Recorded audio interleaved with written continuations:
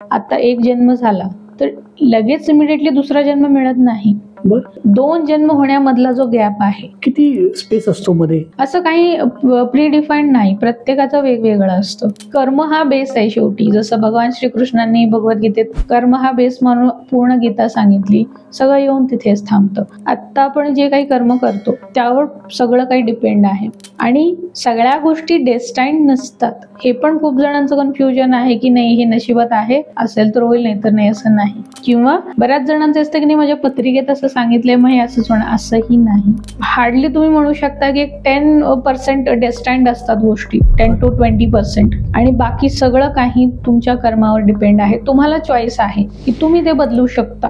मग आपण याला नशीब म्हणतो, ते तसं नाही. 10 to 20% डेस्टाईन्ड आहे, त्या गोष्टी घडणारच आहेत. पण त्यालाही जर तुम्ही अध्यात्माची जोड दिली, तुम्ही जर सरेंडर झालात युनिव्हर्सकडे, तिथली जर मदत घेतली, तो जो काही 10-20% त्रासदायक काळ असेल तो सुद्धा स्मूथ होतो.